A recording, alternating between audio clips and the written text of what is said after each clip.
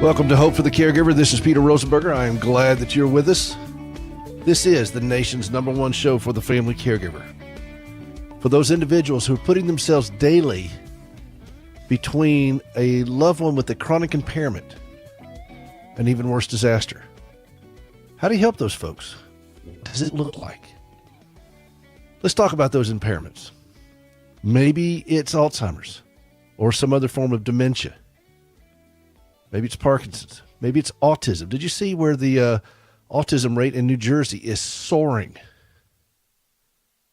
Maybe it's cerebral palsy. Maybe it's a mental illness. Maybe it's trauma, a traumatic brain injury. Maybe it's addiction, alcoholism. Those are chronic impairments. All of those things and so many more are requiring individuals to somehow surround that individual that is dealing with that impairment and help them stay out of an even more horrific situation. And we ask about how that impaired loved one is doing, but do we ask how the caregiver is doing? Do we know what it looks like? Do we know what to ask? Do we know what help looks like to that caregiver? This is what we talk about on this show.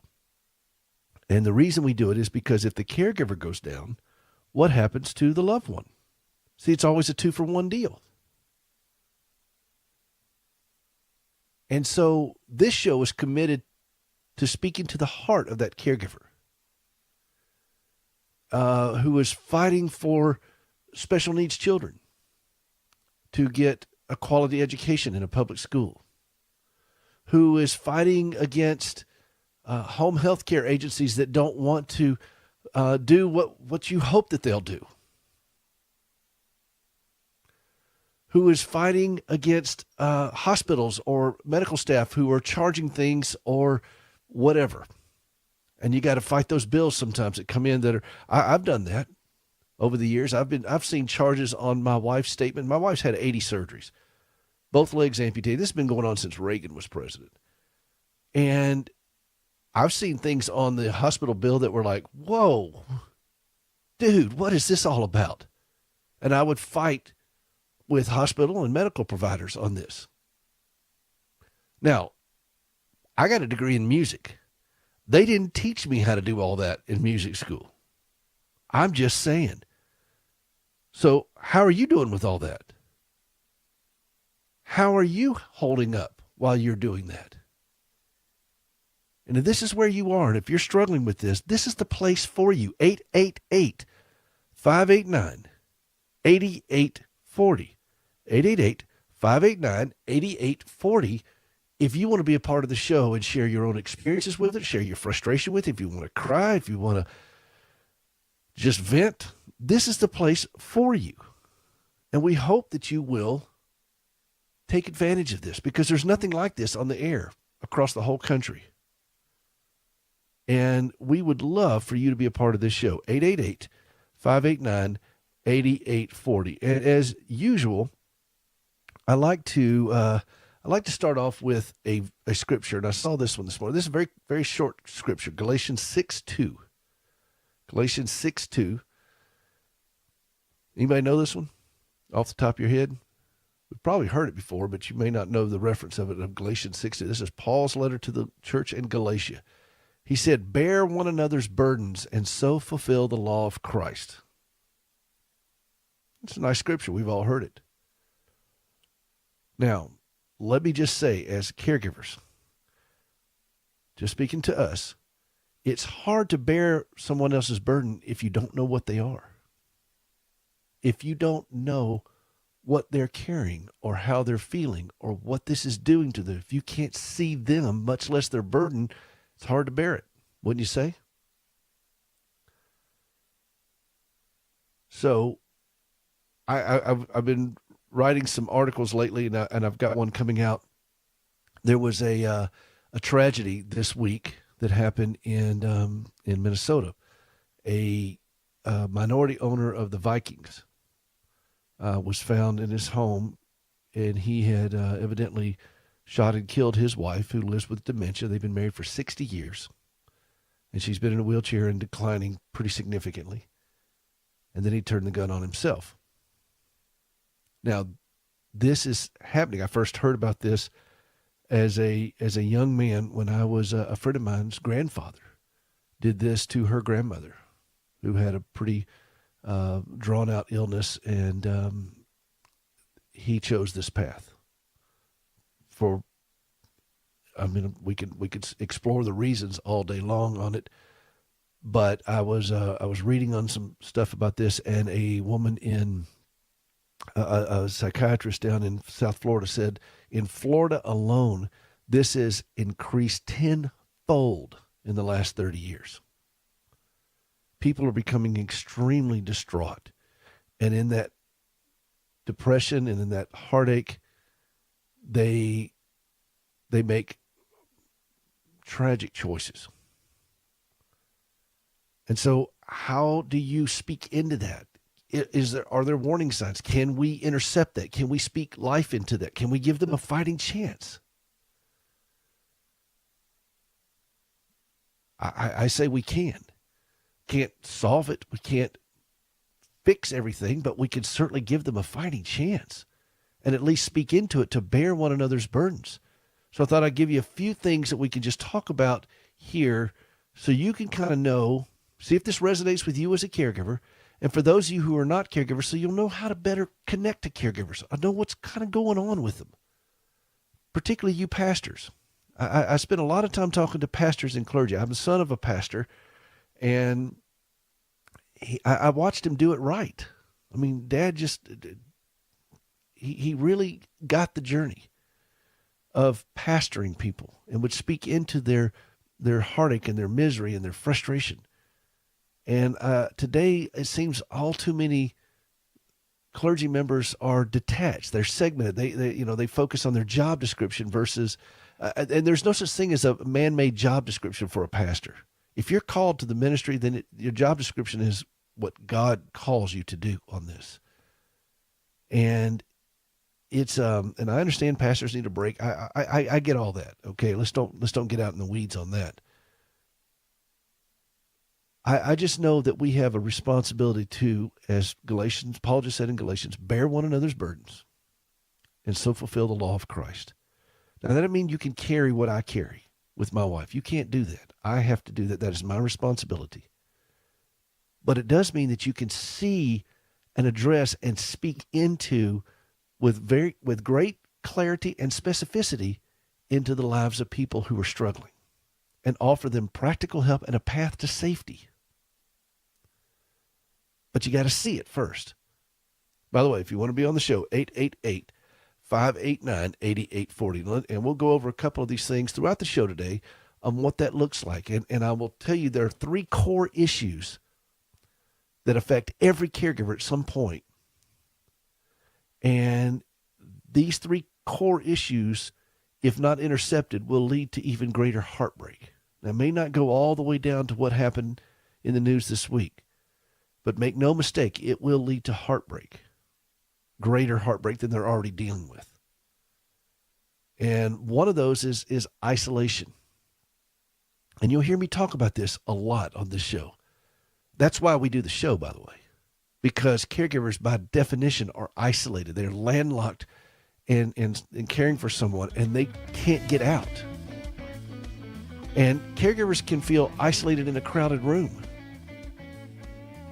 Caregivers can feel isolated on a crowded pew. All right? So we're going to talk about that a little bit more. You want to be a part of this? 888-589-8840. 888-589-8840. This is Peter Rosenberger. This is Hope for the Caregiver, that conviction that we can live a calmer and healthier, and dare I say it, a more joyful life while dealing with harsh realities. Come on back and we'll tell you more about it.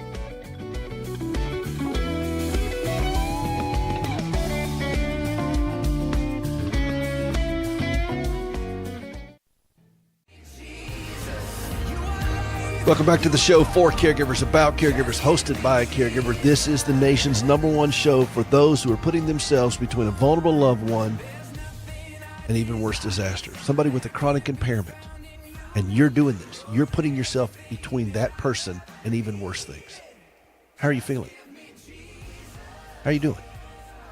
888-589-8840. 888-589-8840. Now, we're talking about what to look for when you're dealing with someone who is going through these things. And as my custom on this show, we have a lot of things we'll talk about, but we will come to a screeching halt and weave in calls, because if it's on your mind, even if it's all subject on this, we'll talk about it, okay? And then we'll swerve back into what we were going back before if it was something different. So let me just grab one call real quick. Tammy in Tennessee, good morning. Tammy, how are you feeling? How are you feeling, Tammy? I'm hanging in there. How are you doing? Well, I'm not convinced, Tammy, that you're hanging in there. Are you really all right?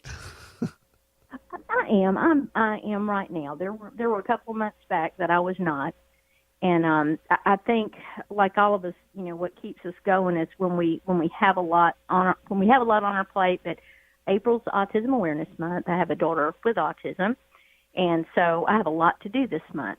Keeps me out in the community, keeps me going. So I think the hardest times for me is we've had a really serious winter here, just dreary. And so when you just feel that isolated, left behind, forgotten, because everybody else is moving on and you're stuck. So I definitely have those times that you just don't know how long you can keep doing it. And well, you're going to do it. You can't do it for a lifetime, but you can do it for 24 hours.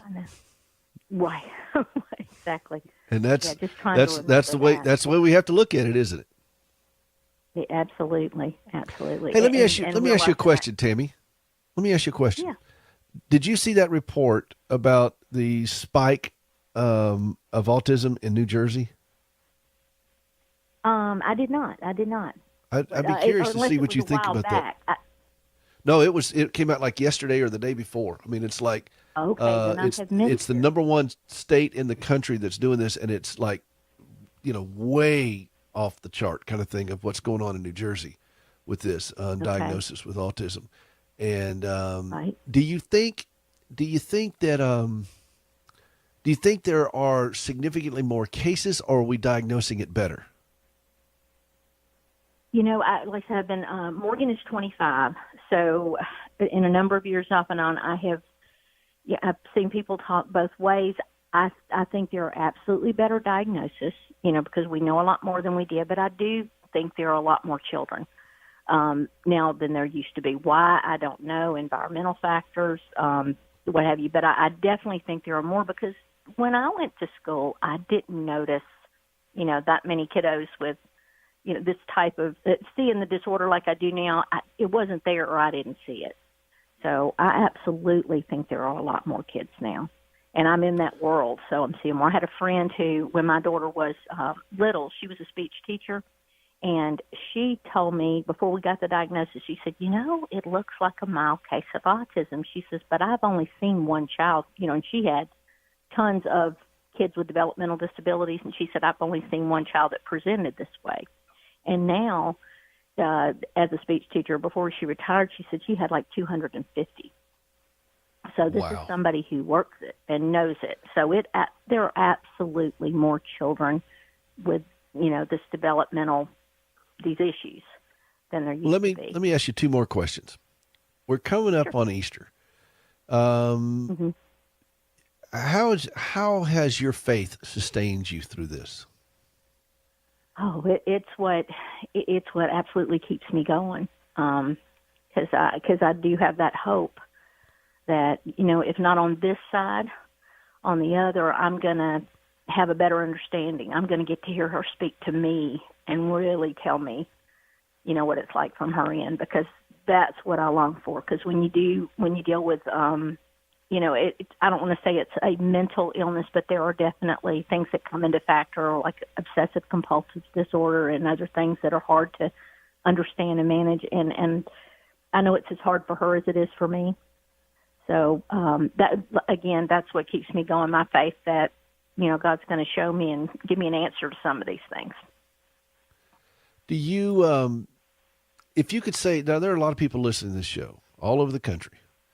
if you could say one thing, or maybe a couple things, to first off pastors, what would that be? Mm-hmm.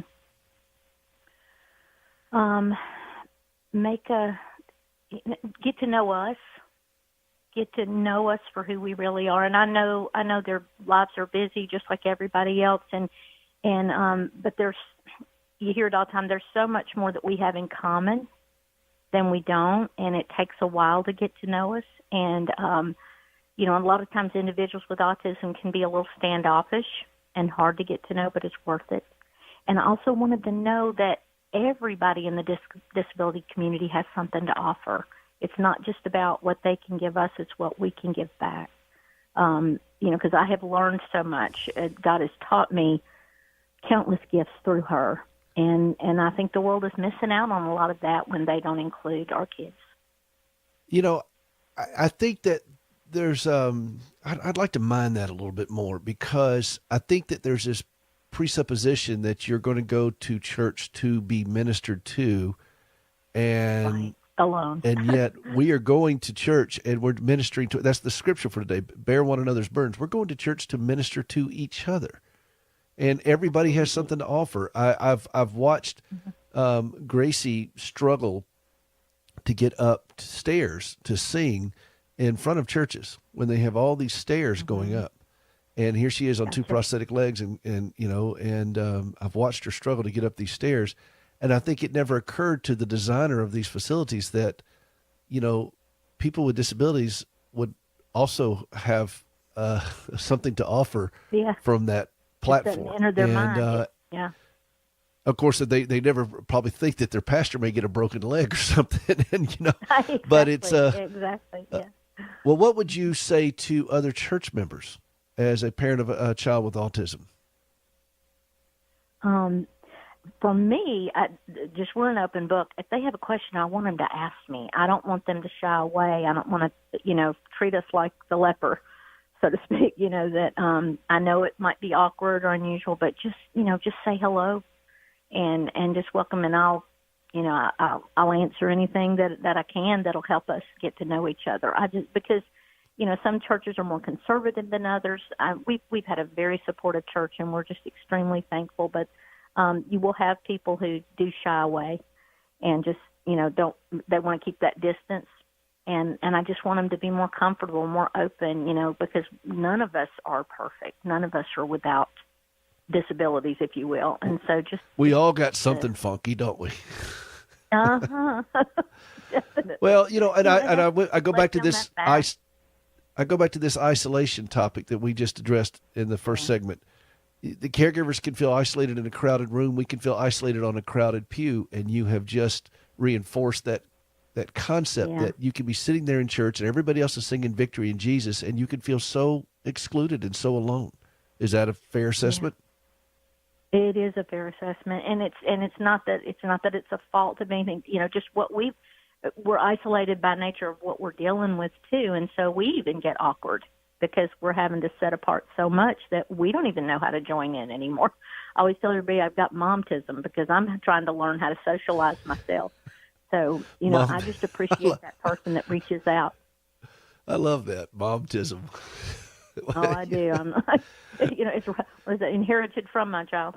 But it's just, it gets awkward for me. So if I don't feel that somebody's comfortable with me, it makes me kind of close off even more. Whereas if they'll reach out when I'm not always able to, if they'll just take that risk and do it first, then I will reach back. And I just have to know that, they're comfortable enough for me to do that. And because I'm trying to open a window that goes both ways for my child to understand the world and be able to maneuver in a little better, but the world has to be able, to reach back and when she does reach out for that support. So that's it. If we can just understand each other a little better, laugh at ourselves a little better and each other, and not, we just got to be able to do that to get more comfortable. And I think that is just prayer. That is incredibly insightful and gracious. I love to hear from folks who've been doing this for a while. You've got some real longevity in this. Your daughter's 25 years old. All right, last question before we go to bottom of the hour here, break. Okay. To this new family, that is stepping into the world of autism for the first time? I mean, they've gotten the diagnosis. It's okay. Their whole world now is dealing with this reality. To this new family, what would you say in just about a minute or two? Don't try to do it by yourself. Reach out there, get support. There are autism chapters all over the place. You can Google. There's, for here in Tennessee, autismtennessee.org, because they offer that call representative on the line with resources. I'd tell them to contact you because, obviously, of all the resources you offer. Just don't do it alone. You've got to get support, whether it's other parents, just someone to chat with, someone to talk to. If you can't get to a support meeting, there's so much online Facebook groups and things. Be careful what you dig into, and absolutely your pastor, your faith. If you can get there, if the church hasn't shut you out, which has happened to a lot of, in the past at least, parents with a child with autism, because it is hard to understand. But churches are getting better. They're getting more open. They're creating more understanding. And by the way, I have a standing invitation, and I want to remind folks of this. I have a standing invitation on this show. If you're engaged in a really good church that is disability friendly, particularly in this case, autism, let us know. Yeah. So I want you, Tammy, tell us what church you go to, and I want to share that church out here so people in the listening area will be able to know. Thank you so much. Yeah, First Baptist Church of Hendersonville, or Hendersonville First Baptist Church. Hendersonville, Tennessee, First Baptist Church. Tennessee. And they are wonderful. They've even not just got a child's ministry, but also for adults, older adults, which a lot of times gets dropped off the map. Younger adults with autism. Mm-hmm. That's it. Well, Tammy, listen, thank you very much for that call. I really do appreciate it. And thank you for your insight, and thank you for just your heart. Hey, this is Hope for the Caregiver. This is the nation's #1 show for the family caregiver. We're so glad that you're with us. And this is what it's all about here. We bear one another's burdens. 888-589-8840. 888-589-8840. This is Peter Rosenberger. We'll be right back.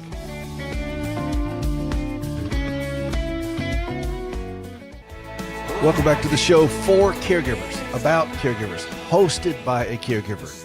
I am Peter Rosenberger. This is Hope for the Caregiver, the conviction that we as caregivers can live a calmer, healthier, and dare I say it, a more joyful life.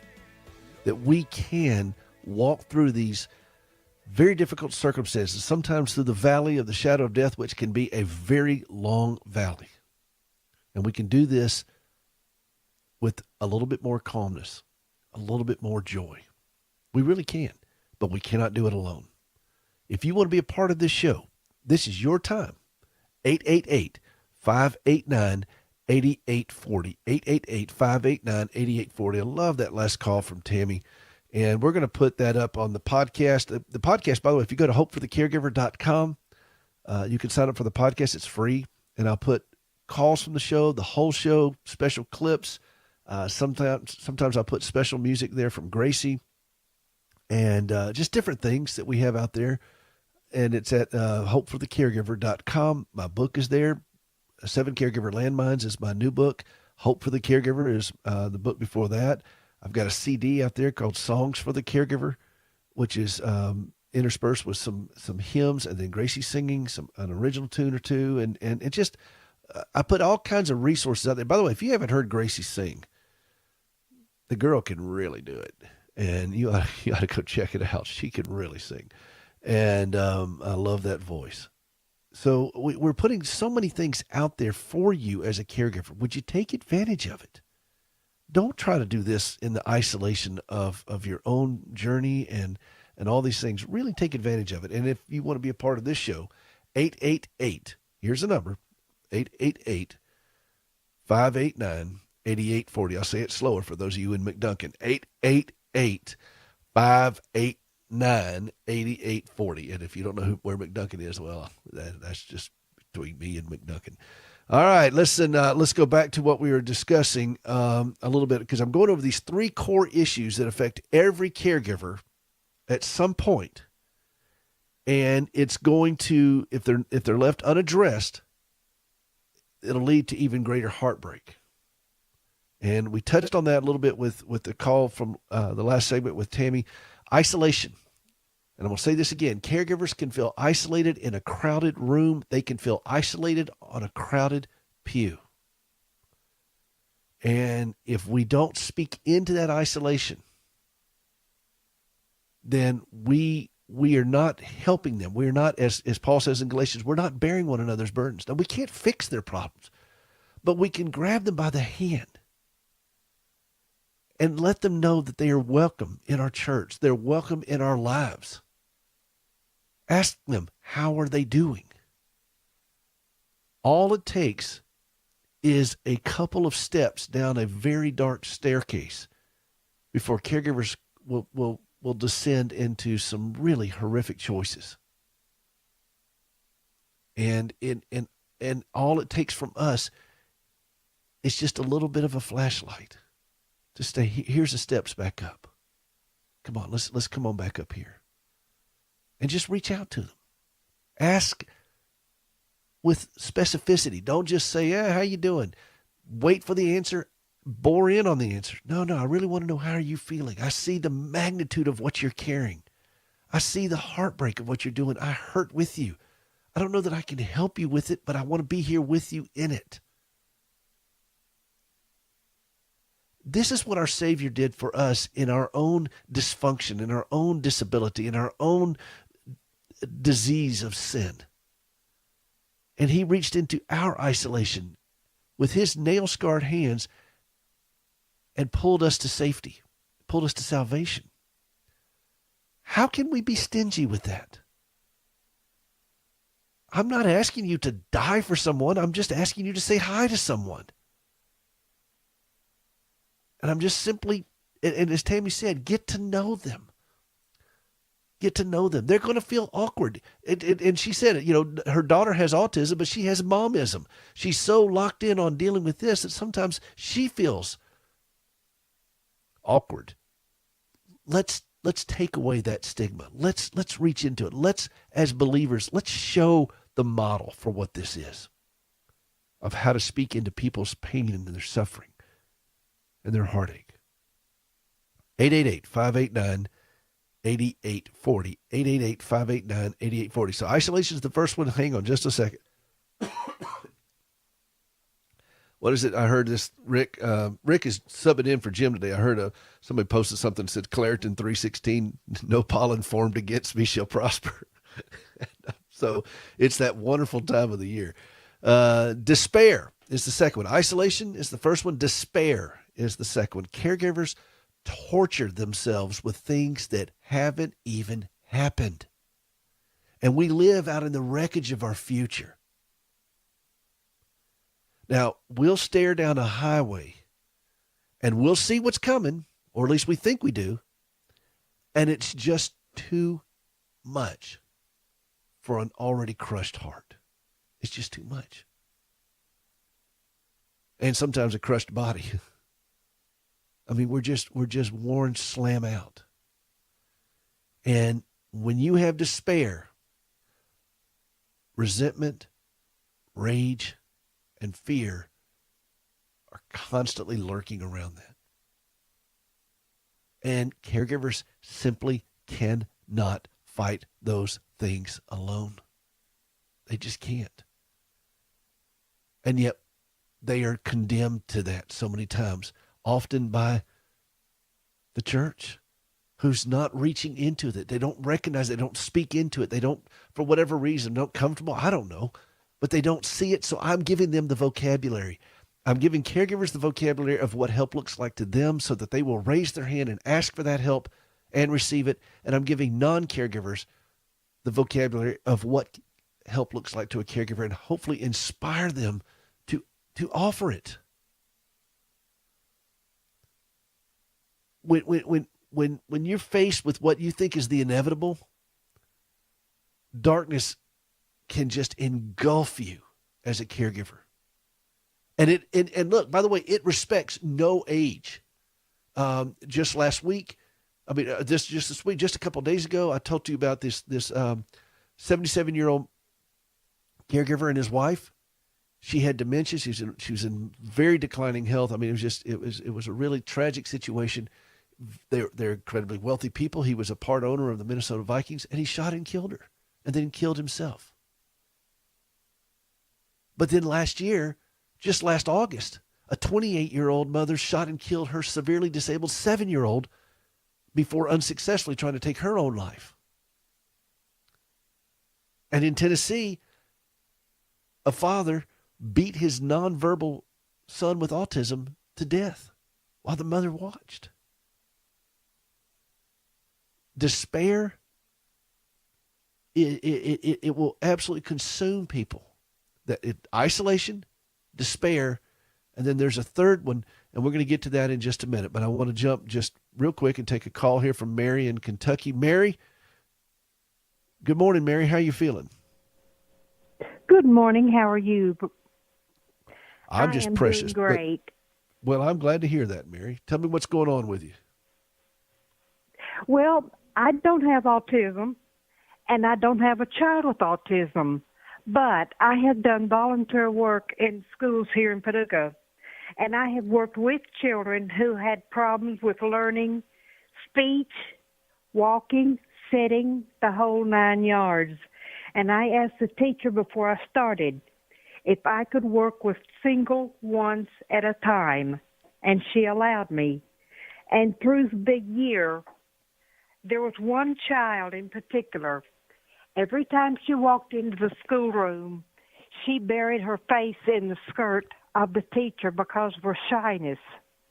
Well, one morning when I was there, the teacher told me where to sit, and I did.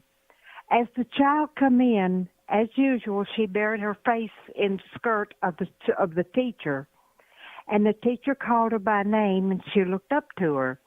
She said, "We have a new student in here today that would like to know you and work with you." The child looked up to her. She said, "Me?" The teacher said, "Yes." "Who?" Well, the teacher pointed to me and told the child to come over to me. When the child started walking to me, she walked extremely slow. Well, I think we lost Mary. Her phone cut out, but I appreciate it. I wanted to ask her why she volunteered. What was the inspiration for her volunteering? And I think that is just such a amazing thing when people volunteer to do this. And I love that. We have a new student here. Who, me? Yeah, and I love that. So, Mary, I'm sorry that something out the call got disconnected. I'm sorry for that. But let me go to Mark in Texas. Mark, good morning. How are you feeling? I'm feeling pretty good today. How are you feeling, Peter? Well, I'm doing all right. Are you sure you're all right? Yeah, I'm doing good. And your program has helped out a lot. Well, what's going on with you? Well, I wanted to address a number of things that you've been talking about. Last week, you started talking about proper, safe way of handling firearms and keeping them in a house. And I just wanted to make sure that people understand that with firearms is a freedom that we have, and with freedom comes responsibility. And to the degree that the responsibility isn't met, to that degree the freedom is lost. And I've been an avid shooter for many years. Well, I was more a shooter years ago. I don't shoot much now, but I actually shot combat competition. And nobody knows more about the responsibility of carrying a firearm than a person who is shooting a lot. And anyone will tell you that it is important to take on that responsibility. Well, it is. Mark, let me ask you a real quick question. We got to go to a break.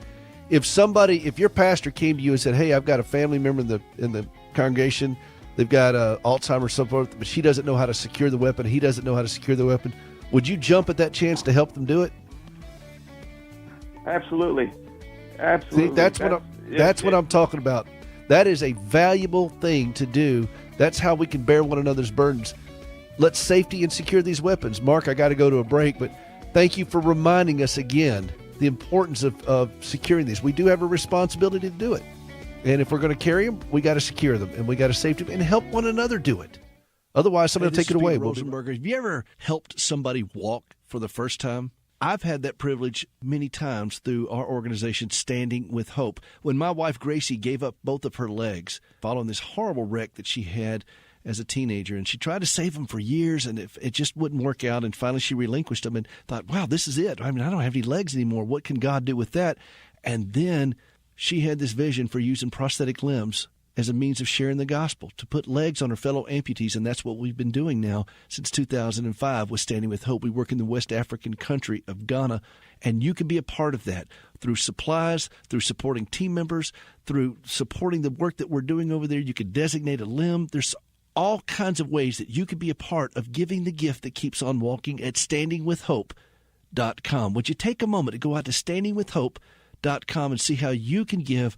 They go walking and leaping and praising God. You can be a part of that at standingwithhope.com.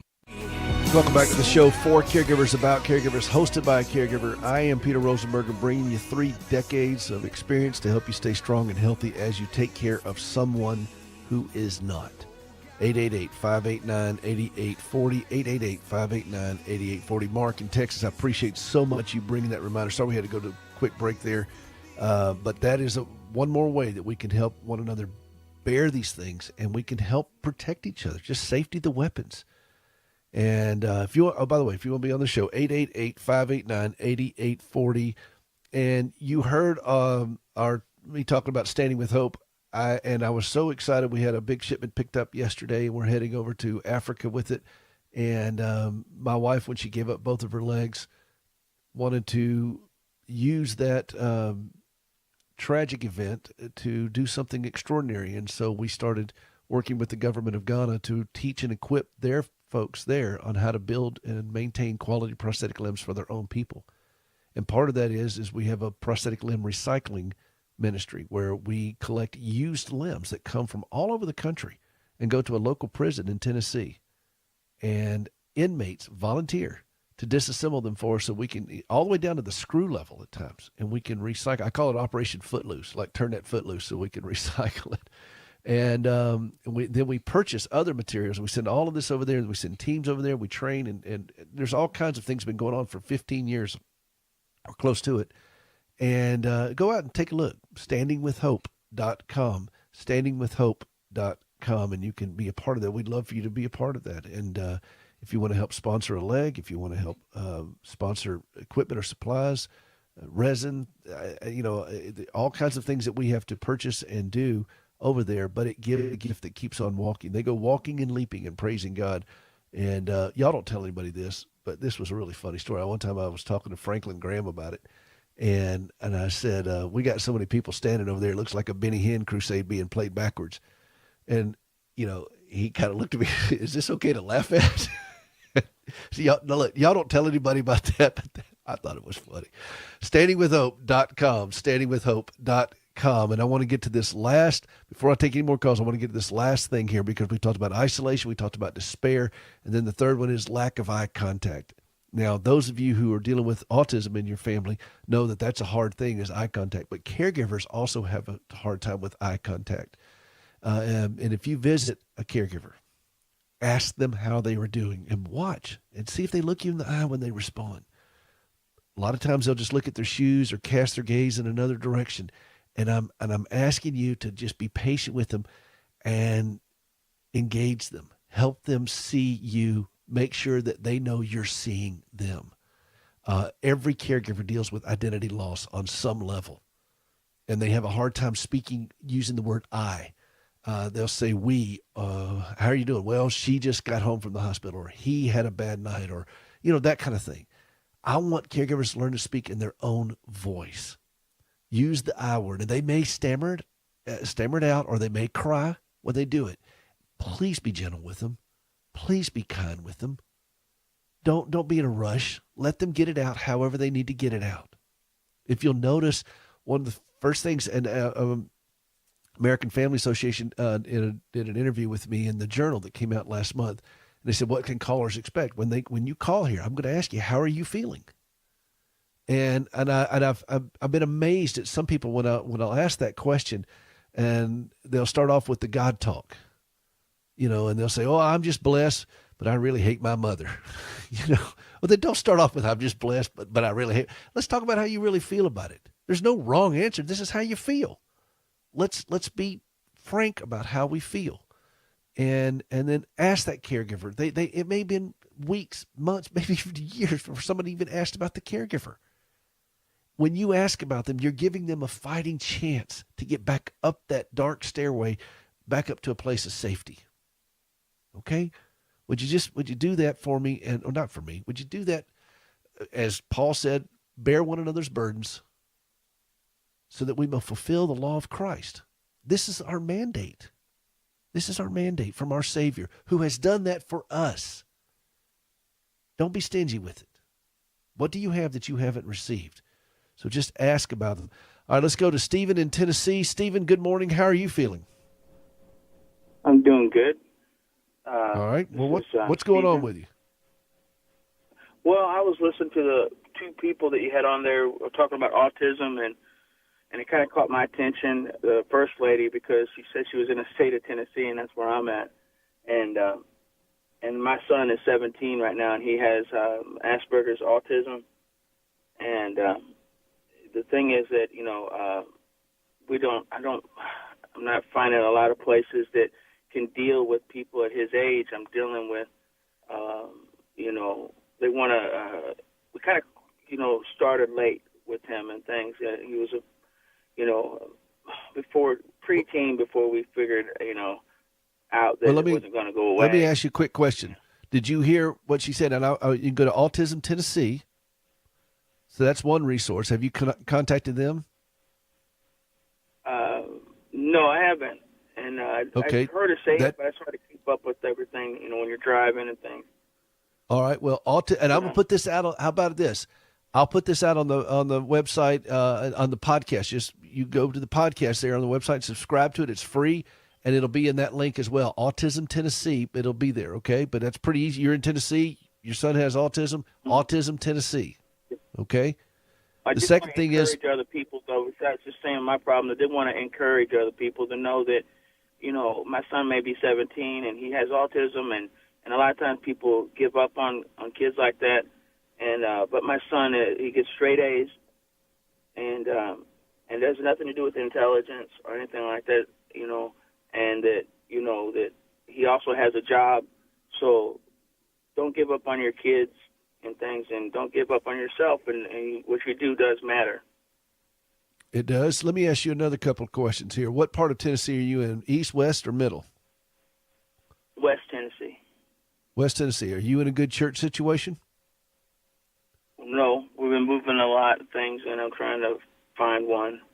But, yeah, it's a good question. I knew you were going to ask me. I felt you were going to ask that question. Well, that's going to be a big part of your life, is finding a church home where you guys can be a part of that community and that caring community, and gives your church a chance to grow as well, to be able to learn to interact with you guys. I tell you what, I'll bet you that if you reach out to First Baptist Church of Hendersonville, Tennessee, where Tammy goes, that's a pretty big church up there. I'll bet you they'll know a sister church in your area that they can help connect you with. That's what I was thinking. And I was, yes, sir. And you just call them up and tell them you heard Tammy talking about them and her daughter and on my radio show, and just say, look, I need a church home in my area. Who do you recommend? And I'm going to go out on a limb, and I'll tell you that First Baptist Church of Hendersonville will probably be happy to help you find that church. And for those of you all listening out there, if you have a church home that you're engaged with, that you feel like has a strong disability ministry, that is a caring church for people with special needs and all those kinds of things, this is the place to talk about that. Call up and let us know so we can tell people about it. We want people to be involved in church.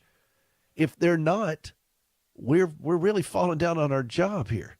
And if your church is not doing this, it's time for that church to have that conversation, number one. And if they're not willing to do it, it's time for you to find a different church. It's just that simple. Stephen, I appreciate you calling about this, and I hear your heart in it, that this has been quite a challenge. Yet you're pushing on. What is to those caregiving dads out there, Stephen?